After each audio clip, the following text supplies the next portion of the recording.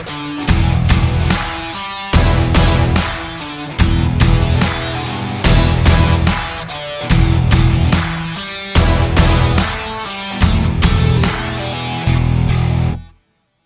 warahmatullahi wabarakatuh. Bersama saya MBS kembali lagi dalam segmen Retas Kasus. Kali ini di Retas Kasus masih melanjutkan part 3, yaitu season yang ketiga, di mana season sebelumnya telah hadir di tengah-tengah kita saudari Aprilia dalam hal ini. Aprilia dalam hal ini. Dan pada segmen yang ketiga ini justru ini membingungkan sekaligus membangunkan. Kenapa demikian? Karena terjadi sebuah insiden yang kita tidak harapkan bersama, yaitu penggeledahan tanda kutip yang dilakukan oleh oknum APH itu sendiri. Nah, seperti apa?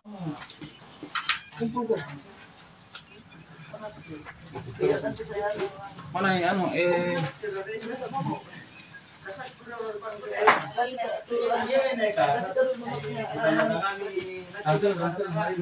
ya itu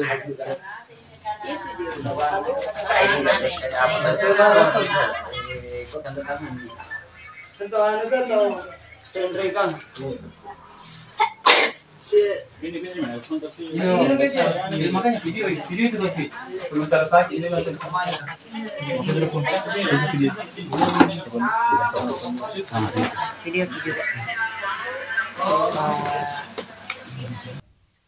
Nah, sebenarnya pada saat itu bagaimana kronologis penggeledahannya? Mungkin bisa diceritakan.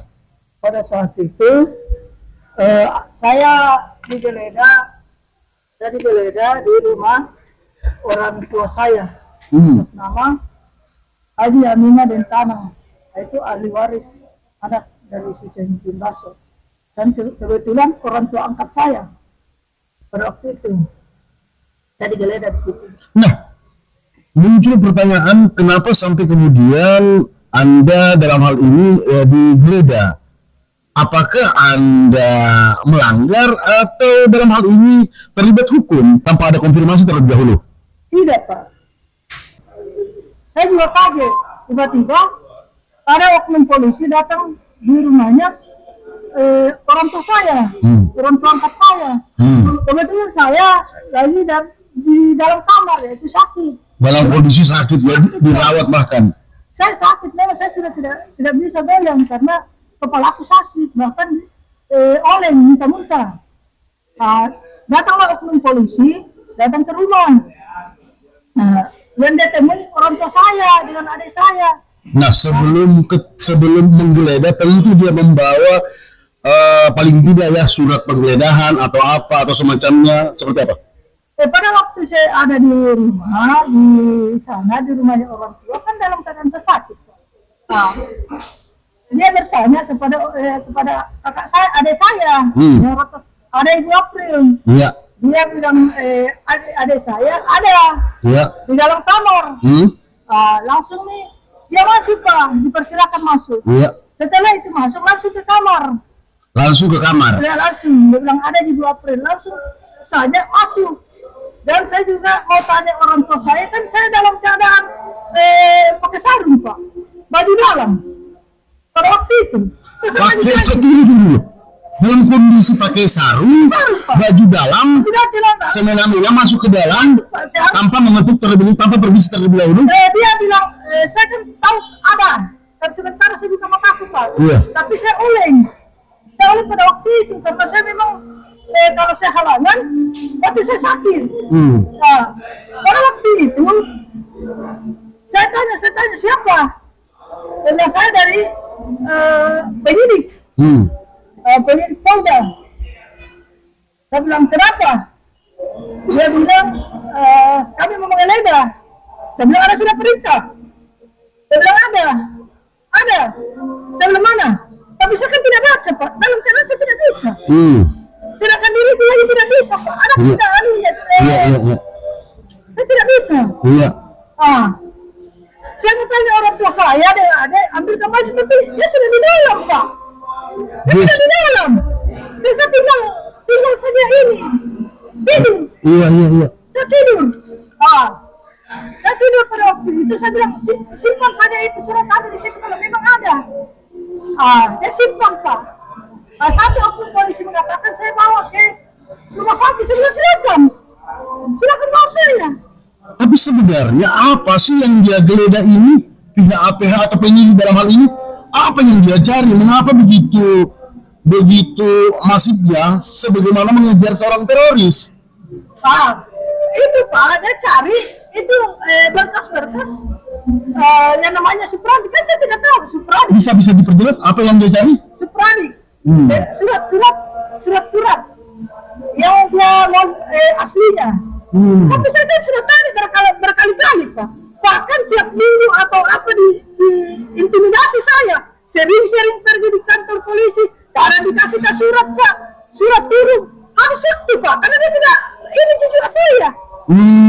Cuma cari saja itu, tapi kan saya bilang itu pada waktu saya podcast tercecer. Iya. Tapi kita kembali dalam suasana penggeledahan ini. Tercecer Pak. Dan sempat juga pada waktu saya di BAP, saya kasih lihat aslinya semua. Tahu kenapa dia tidak ini? Kenapa? Nanti dia kasih naik. Dia kasih naik itu pemalsuan surat dengan ikut serta melakukan pidana. Saya tidak pernah melakukan pidana. Kok malah saya dia mau ini? Saya juga bukan ahli waris. Saya cuma disuruh dengan orang tua saya. Dan saya diberikan kuasa penuh. Dan saya juga wajar saya bantu orang tua saya. Siapa lagi kalau bukan saya? Iya. Sama. Siapa lagi kalau bukan saya? Nah sekarang saya tanya, penggeledahan yang dia lakukan itu Pak, saya sangat keberatan sekali. Prosesnya saya keberatan. Ini privasi saya dan hak asasi saya Pak. Itu. Oke, baik, kalau begitu mari kita tinjau dari aspek hukum penggeledahan tersebut. Nah, para netizen, kebetulan ada dua lawyer kondang di tengah-tengah kita telah hadir untuk menjelaskan sejauh mana aksi yang dilakukan para penyidik APH pada saat di rumah beliau. Apa namanya Garebe? Kenapa negara kan Ya. kita bangkai undangnya salah kan tuh. Ambil puji orang dekat dengan Pak Grebi kamu. Langsung tamari ya ingana di mana ya perkara ida yang tidur karena ada sakit kepalanya. Langsung negara entama di kamar ruang di kamar gedung tuh kan. Iya. Lari karena kayak ini yang ngirim tamu di kamar kan. Saya sedikit bertanya, Pak, tentang kondisi ini. Apakah kondisi ini dibenarkan oleh pihak penyidik dalam hal kondisi tersebut menggeledah dalam kondisi bahkan kondisi sakit pada saat itu? Mungkin bisa dijelaskan. Pegang ya.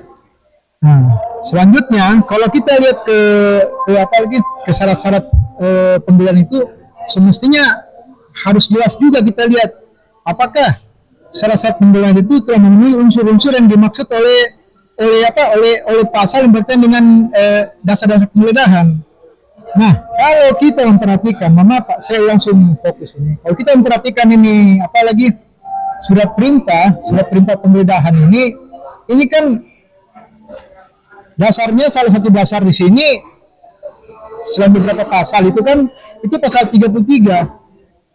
Nah, pasal 3. Nah, sebelum saya ini ada yang saya mau jelaskan dulu bahwa penggeledahan ini ada dua jenis, Pak. Satu penggeledahan dalam keadaan normal, iya kan, atau biasa, dan kemudian yang kedua penggeledahan dalam keadaan tidak normal atau tidak biasa, major. Nah, apa sih yang dimaksud dengan penggeledahan normal? Penggeledahan yang memang tidak mempunyai dampak apa-apa kalau tidak gini, kita bisa atur waktunya. Kalau normal, kalau penggeledahan yang darurat, digeledah dulu, Pak. Karena kalau tidak digeledah, bisa jadi dia hilangkan itu barang bukti, Pak. Nah, kalau kita mendengar ceritanya Bapri, ini kan masuk kategori penggeledahan rumah dan masuk di kategori penggeledahan normal. Berarti basicnya ini kalau kita rujuk ke surat perintah ini, basicnya pasal 33 KUHP. Kita KUHP. Nah, Cuma kalau kita hubungkan antara dasar hukum dengan apa yang tersurat di surat perintah ini, sepertinya ada yang kurang di sini, Pak. Ada yang ganjil. Ya, kami tidak menyalahkan, tapi kita bicara sekarang dalam konteks administrasi persuratan. Semestinya Pak, kalau merujuk ke pasal 33, apabila akan dilakukan pengadilan, semestinya itu sudah wajib, Pak. Berdasarkan pasal 1 harus ada surat izin dari ketua pengadilan setempat. Nah, kalau kita lihat ini tidak ada sama sekali, tidak disebutkan ini ada surat izinnya dan surat keterangannya. Ini kan berarti menyalahi ini, menyalahi. Nah, sekarang kita lihat apakah penggeledahan ini masuk juga kategori 34, karena kalau pasal 34 itu KUHP boleh digeledah dulu, Pak. Baru kita minta surat izin. Pertanyaan kemudian, apakah dia masuk kategori itu? Oh tidak, anggaplah misalnya masuk. Kenapa tidak ada sampai sekarang, tidak ada surat perintah? Surat izin dari ketua pengadilan sejak tanggal digeledah sampai dengan pada saat kita press release ini. Tidak ada sama sekali, iya. Sama sekali tidak ada. Iya, ini terus karena ini kan masalah perdata ini, Pak. Ini bukan narkoba, bukan teroris, bukan korupsi, Pak. Apalagi dokumen negara yang dihilangkan. Dan ingat, Pak, kenapa masih ada pasal 33? Karena penggeledahan itu identik dengan pelanggaran hak asasi manusia. Iya. Makanya surat izin dikeluarkan oleh ketua pengadilan untuk memblok, Pak, tindakan seorang dari penyidikan, Pak. Bayangkan kalau model begini, orang datang dia kasih begini, saya tidak ini. Privat, Pak, privasinya orang ini, Pak. Makanya diblok dengan pasal 33 ayat 1 kalau dalam keadaan normal, sesuai dalam keadaan mendesak. Misalnya ada narkoba atau kejahatan, Pak. Nah, itu yang pertama, Pak. Dan yang kedua, Pak, berkaitan dengan di surat perintah ini. Nah, di sini disebutkan ini Ibu Priani ini basisnya KTP Makassar. Tapi fakta hukumnya yang digeledah rumahnya ibu angkatnya yang di daerah tua. Beda. Iya. Alamatnya? Iya, beda antara basis KTP, ya kan, dengan fakta hukum yang terjadi. Semestinya digeledah ini di wilayah hukum Makassar. Teritorinya di Makassar. Iya. Jangan kita bicara penegakan hukum, kita yang jaga hukum. Enggak. Masyarakat makin pintar. Iya. Iya, ini masalah kepastian hukumnya orang. Iya kan? Kepastian hukumnya orang. Sekarang kan semestinya ini berdasarkan informasi yang saya dengar dari Ibu Apri sendiri, kan, ternyata dia tidak pernah, Pak, antara rumah Ibu Apri yang ada di Makassar dengan rumah di lokasi pengadilan kira-kira ada berapa ratus meter, Bu Apri? Kurang lebih 200 meter. Semestinya dia pergi dulu ke situ, Pak.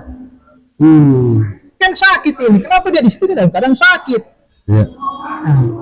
Ada bukti surat sakitnya, Pak.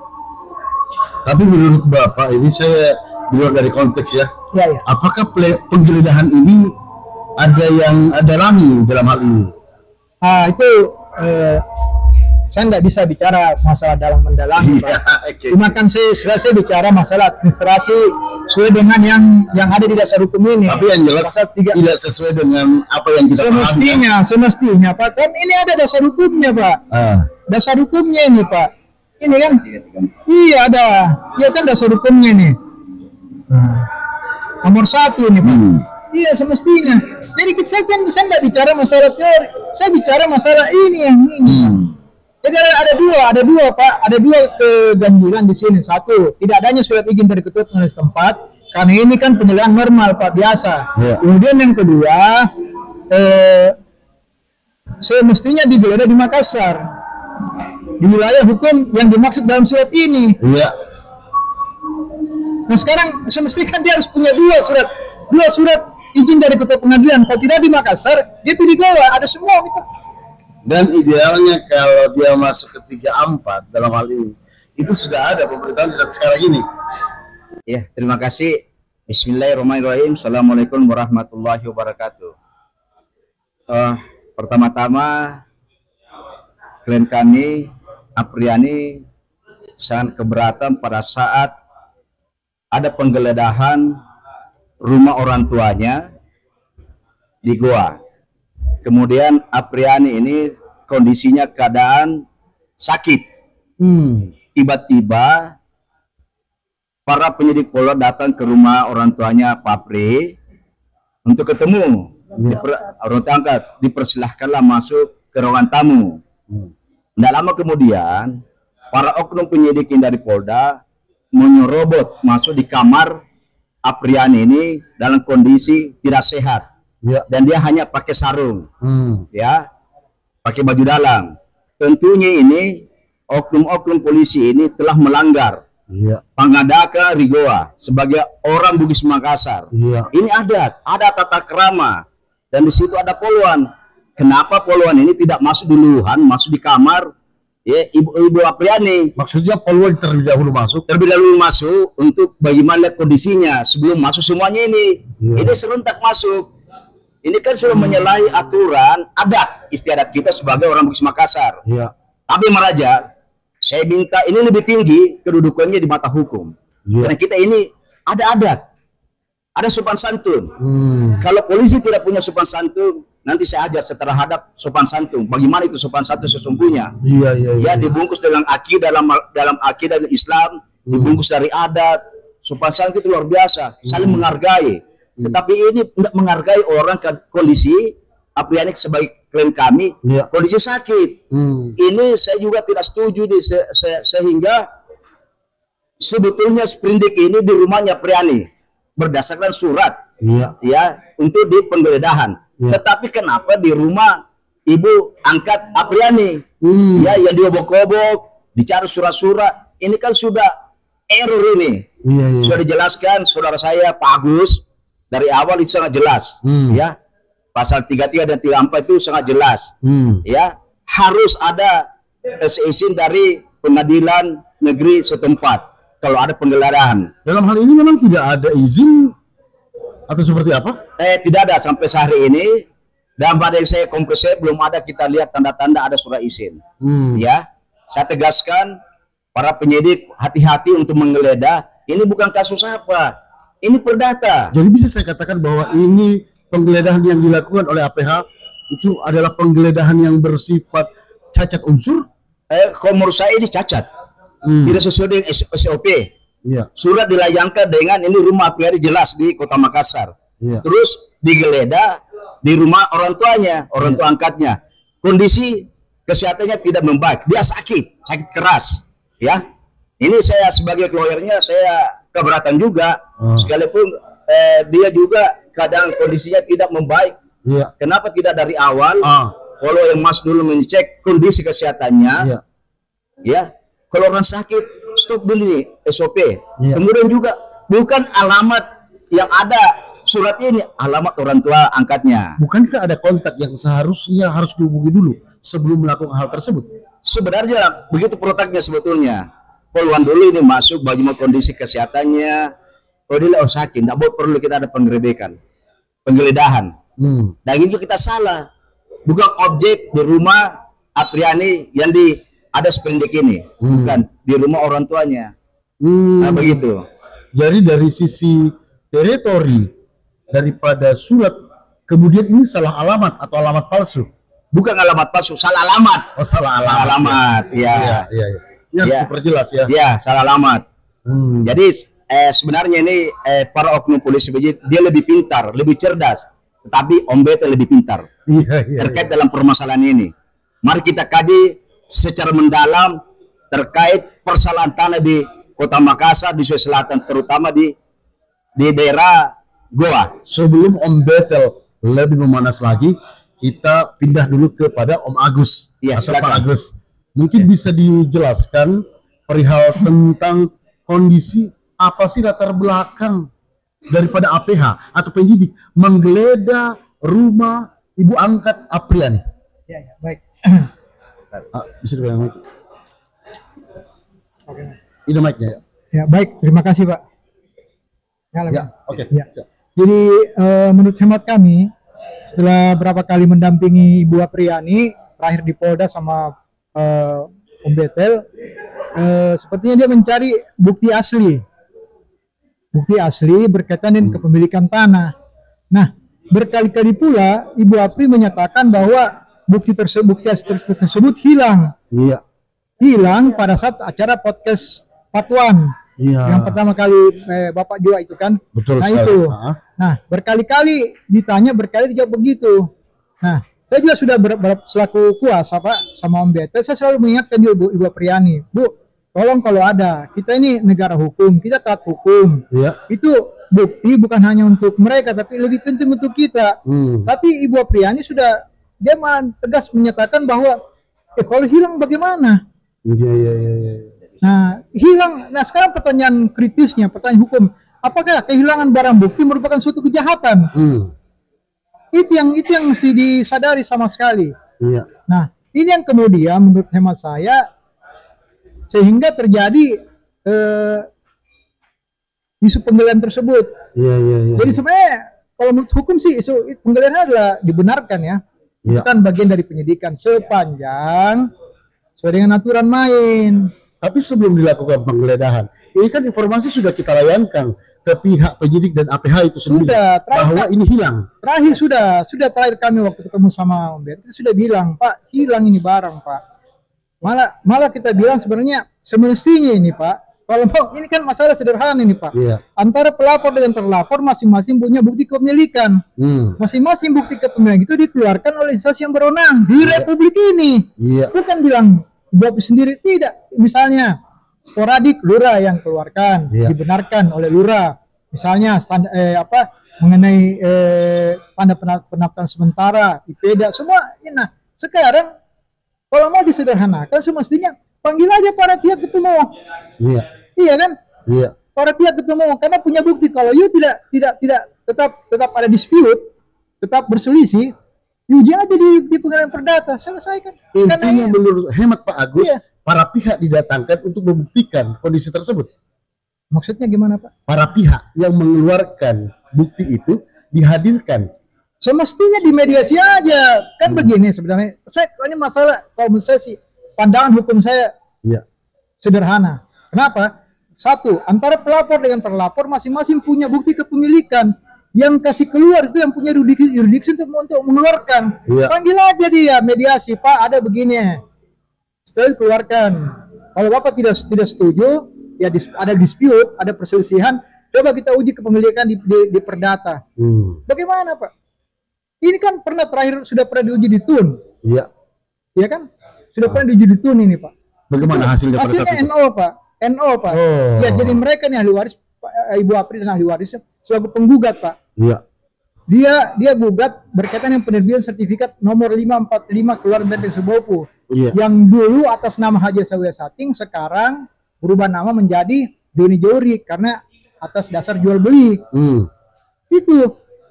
Nah, kemudian kenapa kemudian dinyatakan NO? Karena penggugat ini tidak punya kepentingan. Penggugat tidak punya kepentingan. Karena semua bukti yang diajukan itu masih atas namanya bapak mereka, almarhum Cuceng bin Baso. Cuceng bin Baso lah pemilik di situ. Nah, ada salah satu bukti yang dalam pertimbangan hukumnya, salah satu bukti sama nama penggugat dengan bukti yang itu sporadik dan dibenarkan. Saksi kami itu pada saat ditun, Pak, itu ke saksi administrasi negara beda, Pak, kualitas kesaksiannya antara orang biasa dengan pejabat yang punya kewenangan. Ini saksi kami, kepala dusun, Pak, di lingkungan tersebut, ketua RW di lingkungan tersebut, kepala imam desa di lingkungan tersebut, semua menyatakan bahwa memang di situ pemiliknya itu Cuceng bin Baso. Nah, sekarang kita uji 167 bagaimana? Tahun 58 mereka ada di situ, Pak. Ada bukti fisiknya, ada rumah. Ada rumah di dalam. Iya. Sempat saya datangi lokasi tersebut. Memang ada rumah. Iya. Memang ada rumah. Nah, sekarang kita bicara 263 mana, Pak? Iya. Kan kita sekarang begini. Kalau bicara pasal, ada unsur objektif, ada unsur subjektif. Yes. Tidak mesti lengkap. Pasal harus grade itu. Dia tidak bisa kalau sepotong hilang, tidak bisa dinyatakan pasal. Apanya?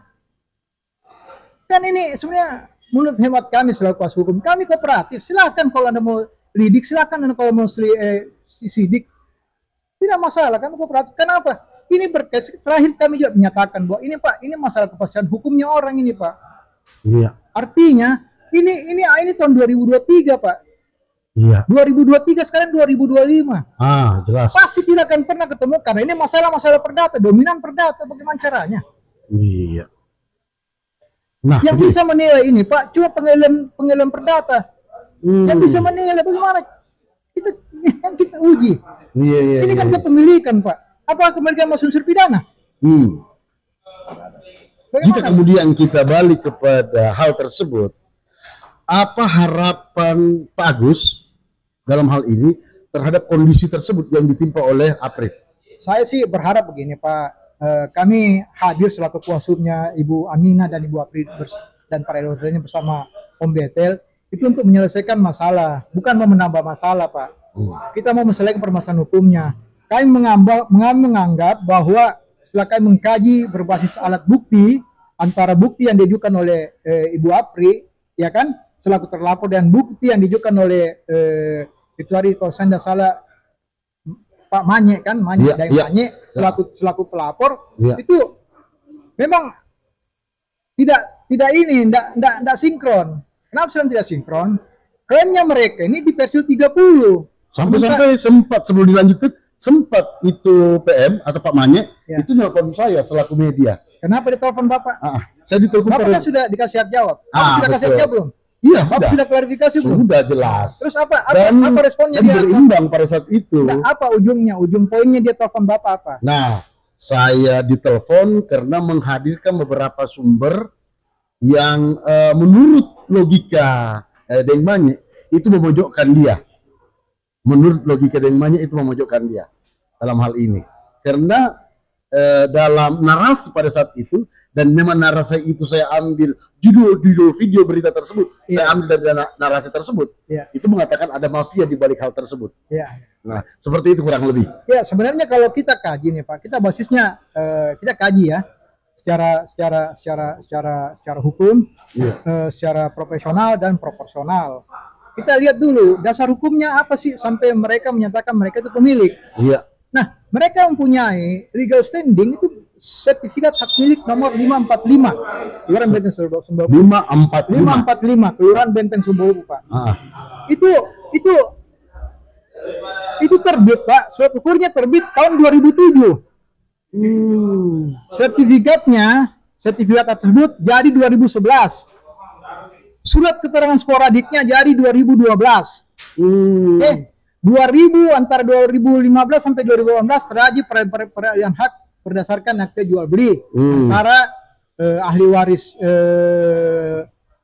Haji Sawi Sating dengan Pak Joni Jori.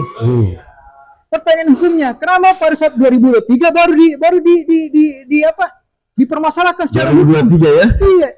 Ini kan maksudnya begini, kita bicara. Nah, sekarang kita uji sekarang itu sertifikatnya. Iya kan? Nah, bagaimana caranya menguji sertifikat? Tentu kan harus ada pembanding. Yes, betul. Nah, untuk menguji sertifikat 545 apakah sudah benar itu, Pak? Sudah sesuai prosedur, Pak? Apakah pada saat proses penerbitannya kita masih ada pembandingnya? Nah, kita bandingkan dengan sertifikat 546 juga, Pak. Itu atas nama Insur Hairudin, Pak. Nah, surat ukur sertifikat nomor 545 dan nomor 546 itu satu surat ukur. Jadi satu surat ukur, dua sertifikat, Pak. Ada semua di fotokopi sertifikat tersebut, Pak. Surat ukurnya yang di 545 itu pakai surat ukurnya Insinyur Hairudin. Nah, kalau kita hubungkan antara fakta hukum, iya kan? Iya. Fakta hukum, iya kan? Antara fakta hukum yang ada di kelurahan, data kelurahan dengan fakta hukum yang terjadi, yang Islam sertifikat itu jauh, Pak. Data kelurahan buku-buku F Kelurahan Benteng Sumbawa itu Haji Sawi Sating selaku pemohon, Pak. Pemohon itu hari kan itu cuma punya luas tanah 3,9 are 3.900. Kenapa tiba-tiba jadi bengkak 15.000 di sertifikat? Pertanyaan hukumnya dari mana? Nah, sederhana kita bisa kaji ini karena dia ngambil juga Insinyur Hairudin. Karena ini hari Insinyur Hairudin dia pakai surat ukur, besoknya dipakai lagi surat ukur yang sudah dipakai, yang sudah dilekatkan di sertifikat 546, dipakai lagi di 545. 11.000 lebih kalau saya tidak salah. Makanya dipakai di tempat yang berbeda. Iya. Padahal sudah dipakai. Harinya sama. Sekarang kan orang bilang hati-hati bicara, Bos. Bagaimana tidak, Pak, antara petugas ukur dengan penunjuk batas sama, namanya Robi penunjuk batas, Pak. petugas ukurnya M Nur kalau saya tidak salah ingat itu. Sama-sama. Nah ini hari Pak, bagaimana bisa Pak? Ya ada 2 di sini Pak. Ini hari surat ukur di sini Pak. Besoknya surat ukur di sini. Berarti dia tidak ukur Pak. Iya. Artinya data yuridis dengan data fisik Pak, nomor 545 itu tidak nyambung Pak, tidak sinkron. Kalau kita bicara. Jadi banyak. Kenapa kemudian kita nyatakan, saya berani nyatakan catatan administrasi sertifikat. Nah, karena kenapa kemudian kita ajukan tuh sertifikat 546 sebagai pembanding untuk menjelaskan, kami sudah jelaskan ke penyidik bahwa ini sertifikat sebenarnya bermasalah. Klien kami fisik tidak diambil, tapi dihisap di sertifikat. Di gambarnya dihisap Pak.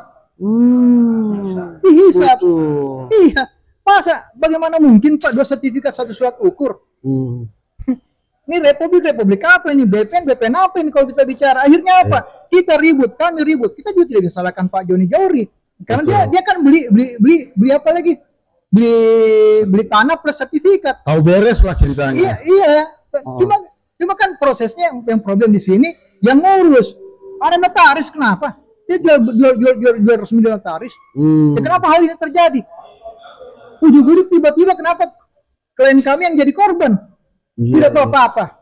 Nah sekarang kalau kita bicara, bagaimana cara ujinya? Kita lihat saja ujian dosa kita bicara. Kita tidak usah bicara bilang basisnya data. Kita uji apa sih yang ada di sana fisik.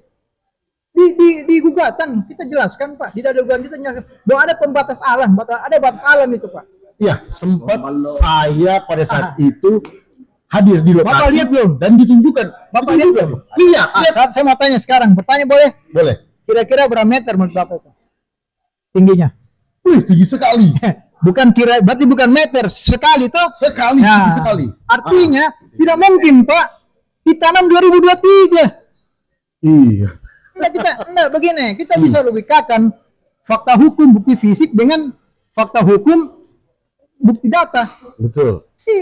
Mereka ini kan kasihan Pak. Iya. Apa konsekuensi logis Pak dari penggeledahan ini Pak?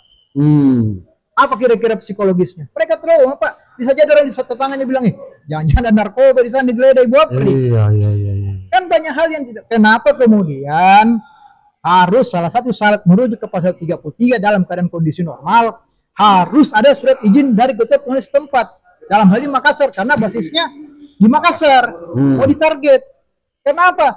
Untuk memblok hak asasi untuk kesenangan penyidik Pak. Kan kalau sudah begini kan bagaimana nih kalau sudah begini Pak? Oke, kita kembali kepada penggeledahan. Apakah ada langkah hukum yang kita akan ambil terhadap kondisi Ibu April yang terganggu psikologisnya? Untuk langkah dan upaya hukum kami akan mengambil, tapi untuk saat ini kami akan diskusikan dulu dengan tim kan, karena kami tidak mau juga. Karena kami begini, kami melihat ini kan masalahnya sebenarnya bukan masalah menurut kami, bukan menang kalah menurut kami. Ini masalah benar salah Pak. Iya kan? Saya bilang nyatakan sama Ibu Apri, tolong jangan ada dusta di antara kita lah. Iya kan? Karena ketika ada dusta, saya juga setengah mati. Tapi semua beberapa kali saya bertemu, dia selalu bilang, bagaimana mau ini Pak? Saya tidak bisa bilang. Tapi sejauh ini Ibu April dalam hal ini memperlihatkan pure semua bukti-bukti yang ada. Beberapa kali dia perlihatkan. Malah saya ingat saya itu Pak, waktu pertama masih klarifikasi itu Pak, itu bukti sporadik yang asli itu pernah dibawa Pak. Diperlihatkan Pak, Om Beto juga ya. Diperlihatkan ini bukti aslinya. Tapi pada saat itu tidak diminta lah satu pas itu kan, cuma dilihat oh ya sudah. Iya. Sekarang misalnya kami selalu kuasa hukum. Kita tahu apa konsekuensi hukum kalau kita tahan ini kan dianggap merintangi penyidikan. Iya. Kan tidak mau. Kita tahu ini Pak, kita datang hadir untuk menyelesaikan permasalahan hukumnya, bukan menambah masalah hukumnya. Iya kan? Luar biasa penjelasannya. Harapan Pak Agus tentu menjadi harapan juga Pak Beto. Di forum ini juga saya minta sebenarnya kan ini kan berkaitan dengan bukti-bukti yang diberikan oleh para pihak berkaitan dengan kepemilikan. Semestinya penyidikan ini semestinya harus dihentikan dan semesti diuji dulu di pengadilan perdata Pak. Bersama kami kepemilikannya mereka.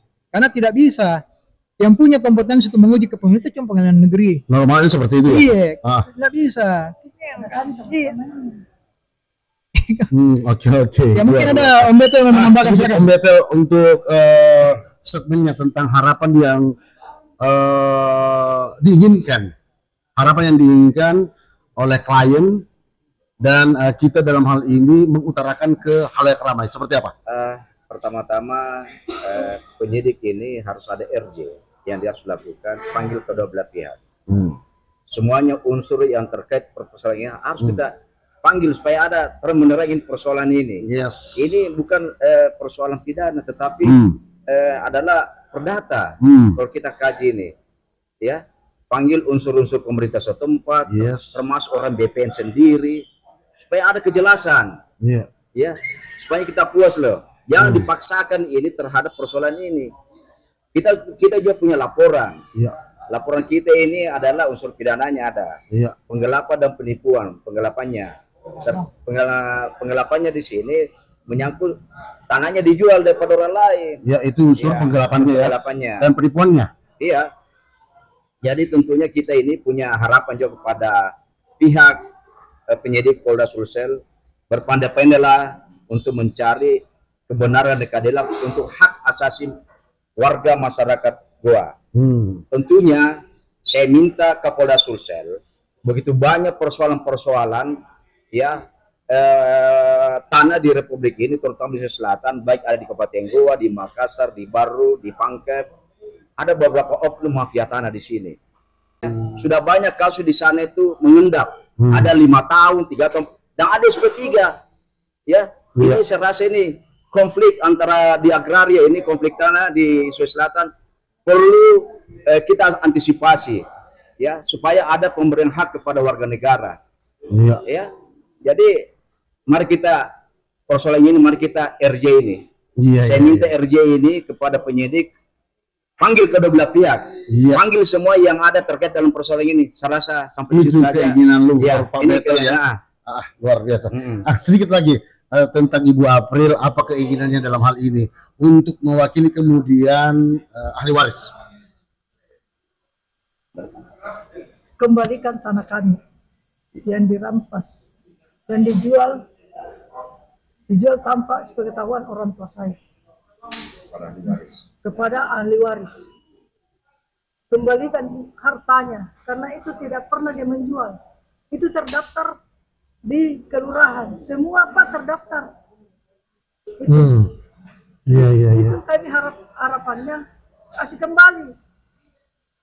kembali karena ini yang punya orang tua saya itu turun temurun Pak. Dia lahir di situ, orang tua ada rumah di dalam. Dan bagaimana dalam hal ini terakhir ya, bagaimana harapan kepada para APH tentang kondisi yang kita alami, penggerebekan dalam hal ini? Penggeledahan. Iya. Penggeledahan saya alami ini, saya trauma sekali, dan saya mau laporkan. Saya juga sudah laporkan. Saya sudah laporkan. Karena itu keluarga saya minta. Oke, luar biasa. Keluarga saya minta. Itu saya laporkan. Karena itu menyangkut privasi dan hak saya, Pak. Hak asasi saya. Apa kata orang di luar? Apa kata orang? Kenapa di penggeledahan? Pasti apakah dia teroris? Apakah dia narkoba? Atau apa? Itu kan namanya orang masyarakat, Pak. Penilaiannya. Semena-mena saja polisi langsung ini. Itu. Ya, saya rasa cukup luar biasa. Baik pemirsa, para netizen yang ada di Kota Makassar secara khusus dan yang berada di Indonesia secara umum, kondisi ini tidak bisa kita biarkan.